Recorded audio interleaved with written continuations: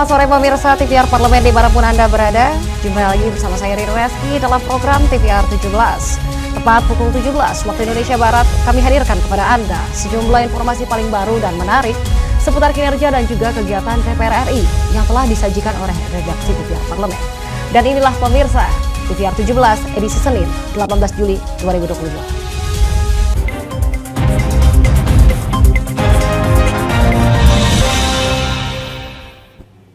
Kita awali berita pada sore hari ini dari DPR RI yang Kementerian Kominfo memiliki komitmen bersama dalam upaya mewujudkan digitalisasi penyiaran nasional yang berkualitas melalui analog switch off. DPR optimis imigrasi televisi analog menjadi digital dan akan membuka lapangan pekerjaan secara masif di sektor penyiaran dan juga meningkatkan kualitas program dan juga tayangan televisi. DPR RI dan Kementerian Komunikasi dan Informatika memiliki komitmen bersama dalam upaya mewujudkan digitalisasi penyiaran nasional yang berkualitas melalui analog switch off. Ketua DPR RI Dr. Honest Kausa Puan Maharani menyampaikan program analog switch off yang dicanangkan pemerintah menjadi tuntutan perkembangan teknologi modern, serta dapat memberikan banyak manfaat kepada masyarakat Indonesia. Menurutnya, pergantian analog ke digital telah melalui mekanisme yang berlaku antara DPR dan Kemkominfo dengan mendengar aspirasi masyarakat dan seluruh elemen terkait. Puan menambahkan pelaksanaan analog switch off sesuai amanat Undang-Undang Nomor 11 Tahun 2020 tentang Cipta Kerja, Pasal 72, Angka 8, memerlukan dukungan banyak pihak. Realisasi ASO memiliki manfaat besar bagi masyarakat sehingga pemanfaatannya harus terus ditingkatkan. Tentu saja ini akan dilaksanakan oleh Komisi 1 sesuai dengan mekanismenya. Karena pergantian switch off dan dari analog ke digital, jadi saya akan meminta kepada Komisi 1 sesuai dengan mekanismenya untuk kemudian yang menangkap aspirasi masyarakat bukan hanya TV, apakah itu TV swasta, ataukah kemudian semua elemen yang terkait dengan hal tersebut, namun bagaimana kemudian mendengar seluruh elemen masyarakat terkait dengan hal tersebut. DPR optimis migrasi terestrial televisi analog menjadi digital akan membuka lapangan pekerjaan secara masif di sektor penyiaran, meningkatnya kualitas program dan tayangan televisi, dan mendorong keberagaman konten industri penyiaran dalam negeri. Arif Naka, TVR Parlemen melaporkan.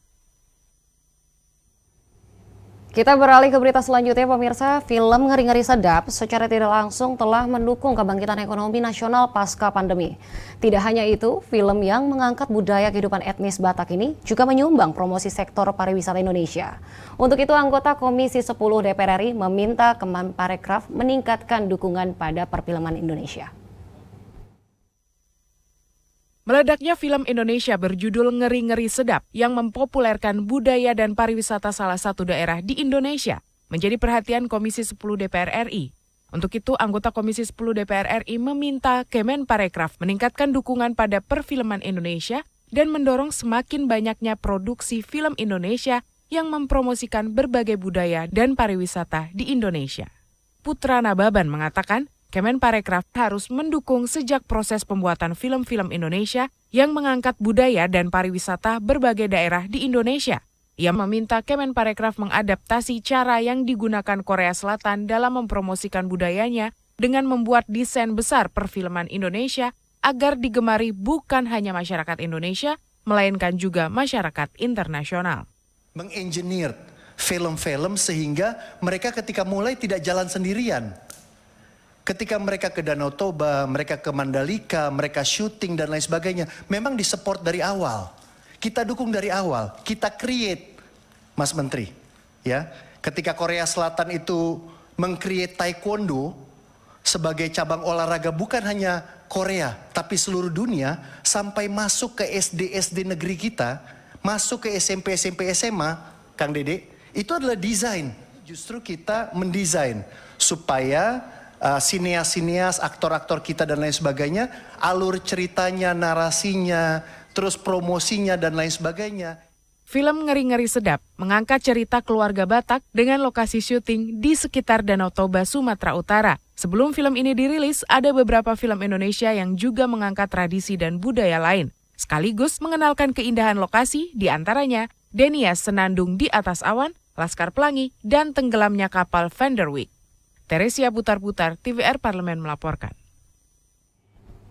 Sekretaris Jenderal DPR RI Indra Iskandar melantik pejabat fungsional auditor ahli utama. Indra berharap auditor ahli utama dapat memberikan kontribusi dalam menciptakan tata kelola pemerintahan yang baik dan juga meningkatkan akuntabilitas anggaran. Sekjen DPR RI melantik pejabat fungsional auditor ahli utama. Sekjen DPR RI berharap auditor ahli utama dapat memberikan kontribusi dalam menciptakan good governance dan meningkatkan akuntabilitas anggaran. Ditemui dalam agenda upacara pelantikan dan pengambilan sumpah jabatan fungsional auditor ahli utama, Indra Iskandar selaku Sekretaris Jenderal DPR RI menunjuk Setianta Nugraha untuk menjabat sebagai auditor ahli utama Sekretariat Jenderal DPR RI. Auditor ahli utama merupakan jabatan pertama di lingkungan Sekretariat Jenderal DPR RI. Ya tentu dengan dinamika penggunaan anggaran sekarang, tata kelola itu menjadi penting. Untuk itu memperkuat tata kelola ini menjadi sesuatu yang kita fokuskan. Nah, bagaimana untuk memperkuat tata kelola atau good governance tersebut? Ya tentu semua SOP harus disiapkan lebih baik lagi ke depan. Lebih lanjut, Setianta Nugraha berharap sebagai auditor ahli utama nantinya dapat memberikan kontribusi melalui tataran pemikiran yang komprehensif untuk kemajuan organisasi terutama dalam aspek pengendalian intern dan pengembangan sumber daya manusia. Setianta menambahkan, untuk tahap awal ia akan menyusun regulasi dan kepastian hukum terkait dengan proses bisnis antar auditor di lingkungan Sekjen DPR RI. Ya, pertama karena ini merupakan satu jabatan baru, tentunya kita perlu menyusun regulasi terkait dengan tugas auditor, sehingga ada kejelasan proses bisnis antara jabatan-jabatan auditor yang lain, misalkan dari auditor terampil, pertama, muda, kemudian madya, dan utama. Tentu ada porsi-porsi sesuai dengan peran dan jabatannya. Vinita dan Julian, TVR Parlemen melaporkan. Bareskrim Polri terus mengumpulkan bukti untuk menetapkan status tersangka dalam kasus dugaan penyimpangan dana oleh Yayasan Aksi Cepat Tanggap atau ACT. Tentunya laporan ini sesaat lagi pemirsa, tetaplah bersama TVR 17.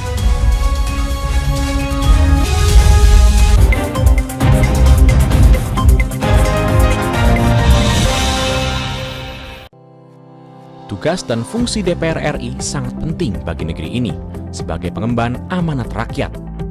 Namun tidak banyak yang tahu apa saja fungsi dan tugas dari DPR. DPR mempunyai 3 fungsi pokok, yaitu legislasi, anggaran, dan pengawasan.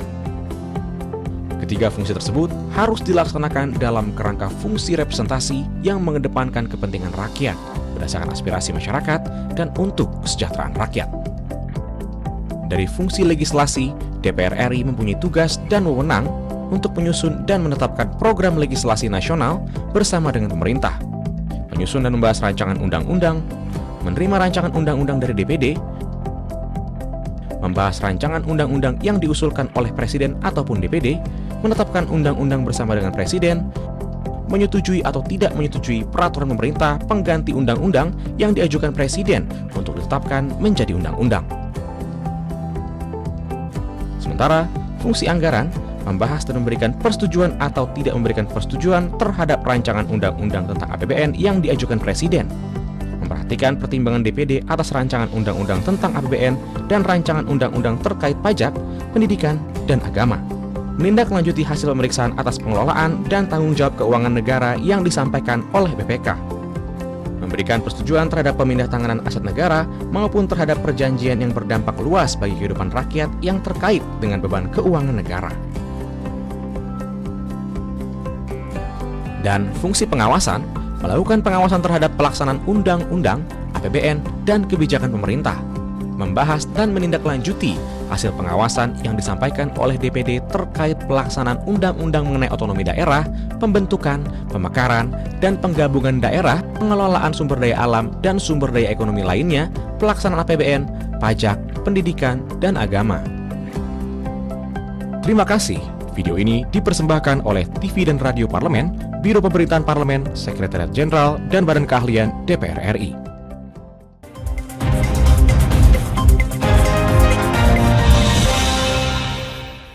Kembali di TVR 17 pemirsa, di sini DPR RI meminta Polri mengusut tuntas kasus dugaan penyelewengan dana umat yang dilakukan oleh pihak-pihak yang tidak bertanggung jawab.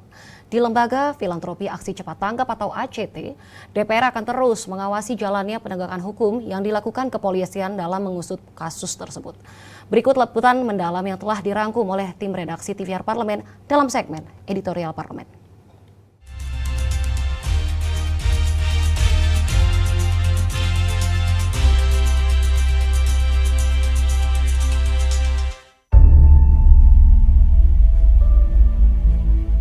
Pusat Pelaporan dan Analisis Transaksi Keuangan atau PPATK telah membekukan 141 Customer Information File atau CIF di lebih dari 300 rekening yang dimiliki Yayasan Aksi Cepat Tanggap atau ACT. Jumlah itu tersebar di 41 perbankan. Hasil penelusuran PPATK mengidentifikasi beberapa kasus penyalahgunaan yayasan untuk tindakan pencucian uang dan aliran dana yang beresiko tinggi dalam pembiayaan terorisme. Di gedung DPR RI, Adang Darajatun mengatakan, Polri harus terus memeriksa pihak-pihak yang diduga terlibat kasus dugaan penyelewengan dana oleh ACT, sehingga bisa mengungkap tuntas aliran dan penggunaan dana bantuan berbagai pihak yang dikumpulkan ACT. Aparat harus berani dan tegas melakukan penegakan hukum terhadap pihak-pihak yang bersalah. Aliran dana itu kemana dan sebagainya, karena jangan sempat bahwa nanti ada hal-hal yang tidak baik di kemudian hari sehingga masalah-masalah penegakan hukum tidak transparan. Silakan untuk lembaga-lembaga yang terkait, kepolisian maupun tentang lembaga pencucian uang dan sebagainya itu melakukan suatu proses ya, sehingga jelas bahwa uang itu apakah dipergunakan untuk hal-hal yang melanggar hukum. Anggota Komisi 3 DPR RI Supriyansa mendorong aparat penegak hukum bisa secepatnya menuntaskan proses hukum atas kasus dugaan penyelewengan dana oleh ACT. Ia juga meminta seluruh lembaga filantropi membuat pertanggungjawaban secara terbuka atas pengelolaan dana dan bantuan yang dititipkan ke lembaga tersebut dan yang sudah disalurkan kepada pihak yang berhak menerima. Dari kontribusi yang telah diberikan oleh masyarakat, penyumbang, donatur, dan lain sebagainya, sedapat mungkin dikelola dengan baik, sehingga apa yang menjadi niatnya masyarakat untuk membantu korban bencana itu sampai betul di sana. Merespons hasil PPATK, Kementerian Sosial Republik Indonesia telah resmi mencabut izin pengumpulan uang dan barang atau PUB Yayasan ACT karena terindikasi melanggar Permensos tentang PUB. Dengan begitu, ACT tidak lagi diizinkan menyelenggarakan kegiatan pengumpulan uang dan barang dari masyarakat.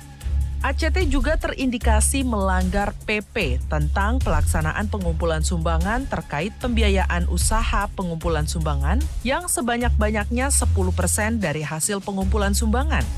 Namun, ACT menggunakan 13,7% dari hasil pengumpulan uang dan barang dari masyarakat untuk dana operasional yayasan.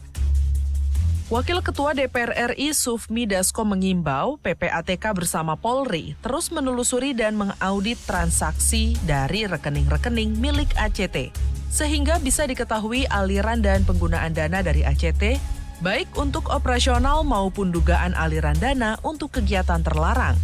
Dasko juga mendukung keputusan Kemensos RI yang telah mencabut izin PUB ACT. Dengan adanya kebijakan seperti itu, diharapkan menjadi pelajaran untuk mencegah terulangnya tindakan penyelewengan dana bantuan publik melalui lembaga filantropi. Ya, saya pikir Kementerian Sosial tentunya sudah mempunyai dasar yang kuat untuk mencabut izin penyelenggara tersebut. Sehingga kami dari DPR penuhnya mendukung. Nah, untuk itu kami juga akan minta kepada komisi terkait, komisi teknis di DPR untuk mengawasi hal-hal seperti ini. Namun, takutnya ada beberapa yang mungkin juga izin yang sama tapi kemudian terjadi penyalahgunaan, kan sayang sekali. Secara terpisah, anggota Komisi Fatwa Majelis Ulama Indonesia Asrorun Niam mengatakan, lembaga zakat dan pengumpul dana umat seharusnya memiliki kompetensi dan paham prinsip syar'i dalam mengelola dana umat, termasuk yang terkait pembayaran untuk operasional lembaga. Asrorun juga mengimbau dan mengingatkan masyarakat agar lebih berhati-hati dan teliti dalam memilih lembaga penyalur donasi. Dia mengerti bagaimana aspek syar'inya, dia memiliki kemampuan untuk mengelola secara amanah. Nah, ini menjadi kunci ya untuk kepentingan pengelolaan. Dengan adanya kasus dugaan penyelewengan dana umat oleh Yayasan ACT, DPR RI meminta pemerintah melakukan penertiban terhadap lembaga filantropi atau organisasi penghimpun dana masyarakat. DPR juga meminta masyarakat menjadikan kasus ini sebagai evaluasi dan informasi dalam memilah dan memilih lembaga filantropi saat akan mendonasikan harta. Tim Liputan TVR Parlemen melaporkan.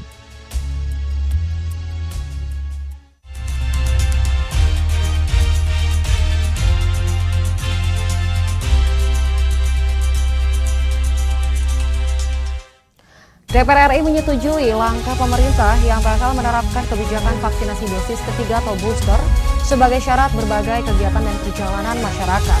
Tentunya informasinya sesaat lagi, untuk itu tetaplah di TVR 17. Virus corona menjadi perbincangan dunia. Beberapa negara sudah terjangkit. Ribuan orang di Indonesia terkena virus ini.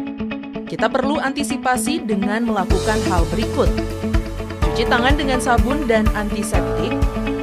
Gunakan masker atau penutup mulut saat bersin dan batuk. Masak telur dan daging hingga matang. Hindari kontak dengan hewan. Tidak saling berjabat tangan. Tidak berinteraksi dengan penderita.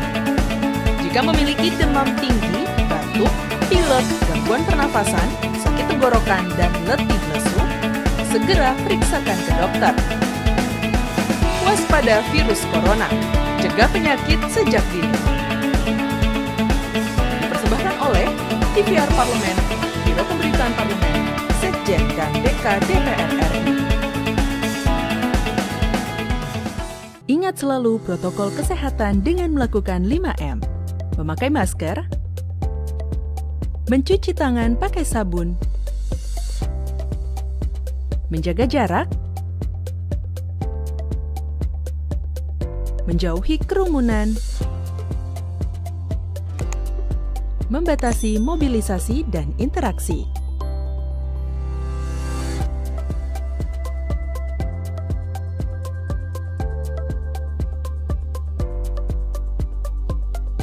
Dipersembahkan oleh Biro Pemberitaan Parlemen, Sekretariat Jenderal DPR RI.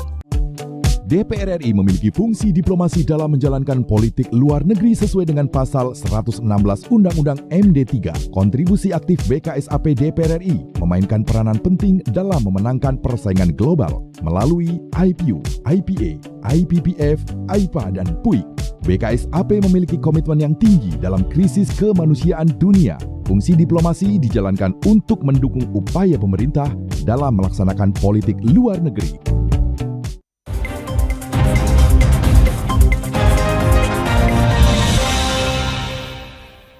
Terima kasih Anda masih menyaksikan TVR 17.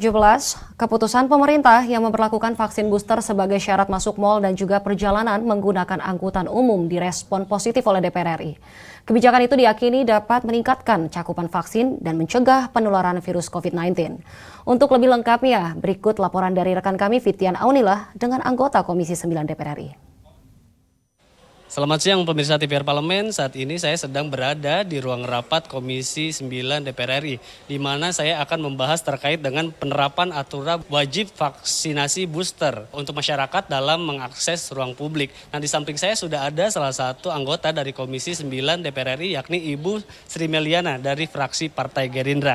Baik Bu, kemarin Bapak Jokowi akan memberlakukan kembali nih Bu, vaksinasi booster ketiga. Nah, untuk menggenjot lonjakan COVID-19. Nah, bagaimana Bu tanggapannya mengenai hal ini? Sebenarnya ketika kita berpikiran positif mengacu kepada kesehatan, maka itu sebenarnya seruan yang fair, seruan yang beralasan gitu. Ketika kita sudah booster, maka kita tidak memerlukan PCR lagi, antigen lagi ketika kita sudah booster itu seperti tiket kita untuk bepergian. Kenapa begitu? Karena kondisi kemampuan vaksin itu mengangkat imunitas kita itu terbatas.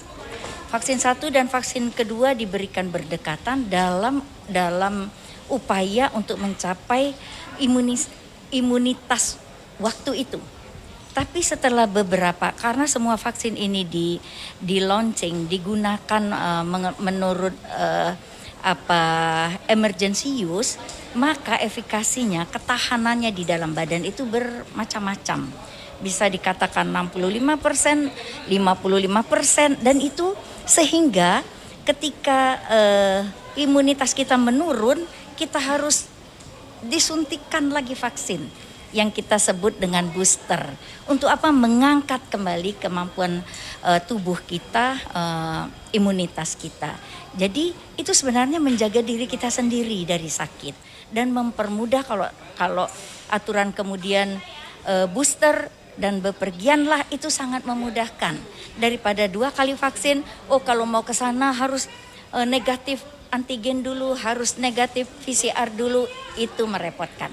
Jadi kami setuju dengan booster sebagai syarat perjalanan. Dengan catatan pemerintah menjamin kemampuan masyarakat mencapai booster. Pemerintah bersegera membooster masyarakat dimanapun mereka berada. Vaksinasi booster ini dosis ketiga kan sudah pernah diterapkan Ibu. Namun masih banyak masyarakat yang belum bisa mendapatkan vaksinasi ini. Nah kemudian sekarang masih ada lagi lonjakan. Nah kemudian kalau Ibu melihat apa yang terjadi Bu sebenarnya? Ketika Pemerintah mengharuskan, maka pemerintah bertanggung jawab menyediakan dengan berbagai cara. Jadi nggak bisa kamu harus booster tapi boosternya nggak ada. Kamu harus booster tapi booster tidak mencapai daerah-daerah terpencil. Jadi ketika pemerintah mengharuskan, maka pemerintah bertanggung jawab untuk memudahkan semua lapisan masyarakat mencapai booster. Bagaimana tanggapan Ibu agar masyarakat nih mau Bu melakukan vaksinasi booster Bu? Karena kan masih banyak masyarakat yang takut karena vaksin ini dianggap mengandung babi lah atau dan lain sebagainya, itu bagaimana? DPR sudah berjuang untuk vaksin halal dan kita sudah menang juga untuk vaksin halal. Maka vaksin halal menjadi suatu keniscayaan, suatu keharusan. Dan pemerintah sudah berupaya, sudah berjanji akan mematuhi vaksin halal untuk orang-orang yang menganggap vaksin halal itu satu keharusan. Toh ada bagian dari masyarakat kita yang tidak mengharuskan vaksin halal. Maka harus ada kebijakan mengutamakan vaksin halal ke tempat-tempat yang memerlukan vaksin halal. Itu yang harus dipegang kuat oleh pemerintah. Itu artinya Ibu mendorong vaksinasi booster ini dilakukan vaksin halal Bu ya? Harus halal bagi yang mengharuskan kehalalan. Kalau ke pesantren tidak ada jalan lain, mereka cuma pilih vaksin halal. Tapi ke tempat-tempat beberapa bagian masyarakat yang tidak mengharuskan halal, kita bisa kirim vaksin yang ada. Gitu. Jadi permudah akses menuju booster, boleh dijadikan satu syarat ketika mereka mempunyai kemampuan untuk memenuhi booster terhadap semua lapisan masyarakat. Baik. Terima kasih Ibu atas waktunya. Baik, demikianlah pemirsa perbincangan saya dengan Ibu Sri Meliana. Saya Fitan Aunila melaporkan, kembali ke studio. Dan pemirsa, saat lagi kami hadirkan kepada Anda sorotan media nasional seputar DPR RI. Tentunya usai jeda berikut ini, tetaplah di TVR 17.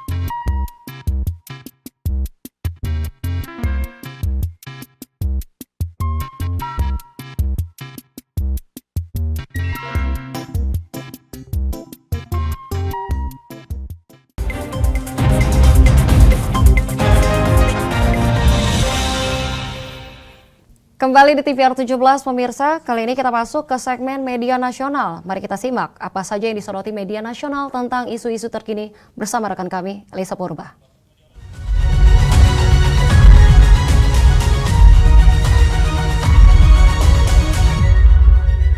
Pemirsa TVR Parlemen, mari kita bahas apa saja yang menjadi headline media online pada hari ini.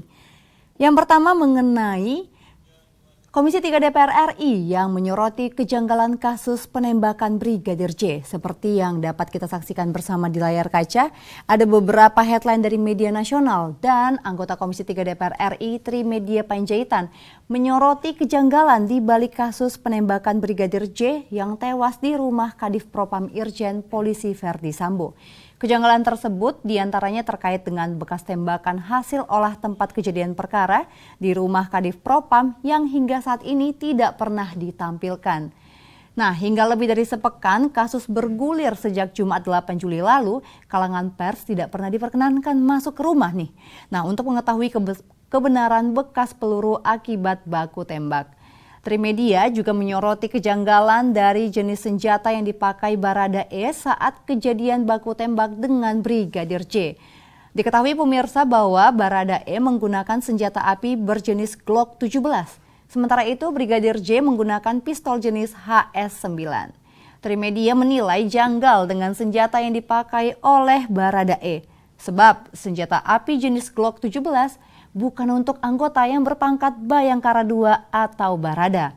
Kejanggalan lainnya juga terlihat pada momen konferensi pers yang disampaikan pihak kepolisian.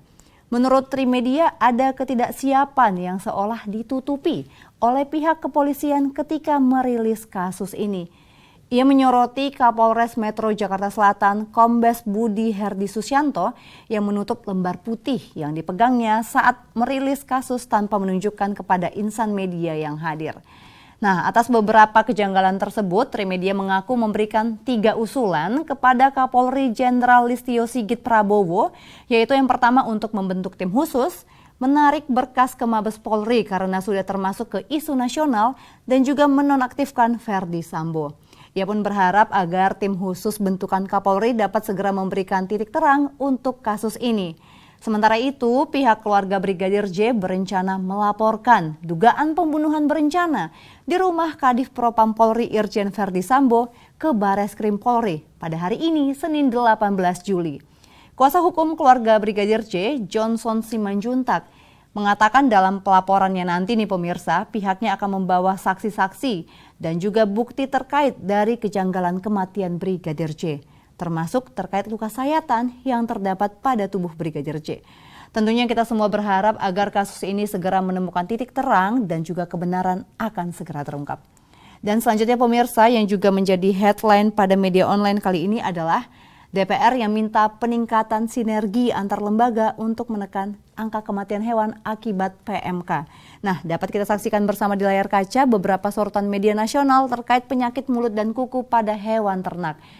Ketua DPR RI Puan Maharani meminta agar sistem penanganan penyakit mulut dan kuku atau PMK yang menyerang hewan ternak diperbaiki. Di sini pemerintah diingatkan agar melakukan semacam tes antigen nih pemirsa atau PCR bagi hewan yang menjadi suspek PMK. Nah, perbaikan sistem penanganan PMK perlu dilakukan karena sejauh ini petugas Dinas Kesehatan Hewan yang bertugas di lapangan hanya melakukan pemeriksaan berdasarkan gejala klinis yang tampak dari fisik hewan ternak. Deteksi dini terhadap hewan ternak yang menjadi suspek PMK dilakukan dengan menggunakan tes antigen atau PCR, sama halnya nih seperti penanganan COVID-19 pada manusia. Diharapkan dengan deteksi yang akurat, hewan ternak yang terpapar PMK segera diketahui meski belum menunjukkan gejala fisik. Nah, dengan begitu pencegahan penyebaran dapat dilakukan dengan cara karantina terhadap hewan ternak yang sakit. Puan juga mengingatkan agar pemerintah belajar nih dari pengalaman saat virus COVID-19 merebak, di mana pencegahan lewat deteksi dini dapat mengurangi penyebaran virus. Sementara itu, dari Wakil Ketua DPR RI Bidang Kesejahteraan Rakyat Muhaimin Iskandar mendesak pemerintah segera mencairkan dana ganti kerugian bagi peternak yang sapinya dimusnahkan akibat terjangkit virus PMK. Hal ini menyusul pemirsa terkait rencana pemerintah yang akan mengganti rugi hewan ternak yang dimusnahkan karena PMK sebesar 10 juta rupiah per ekor. Namun, dana penggantian tersebut hingga kini belum jelas diberikan kepada peternak. Sementara sejumlah peternak mengalami kredit macet. Muhaimin juga mendorong agar Pemda bersama Dinas Pertanian dan Peternakan melakukan pendataan terhadap jumlah hewan dan yang akan diberikan ganti rugi akibat PMK. Sehingga nanti dapat dihitung jumlah dana yang diperlukan untuk membayar kerugian peternak.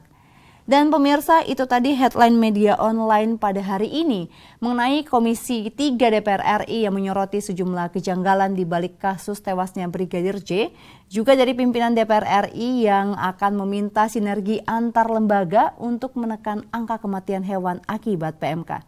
Kembali ke rekan Rini.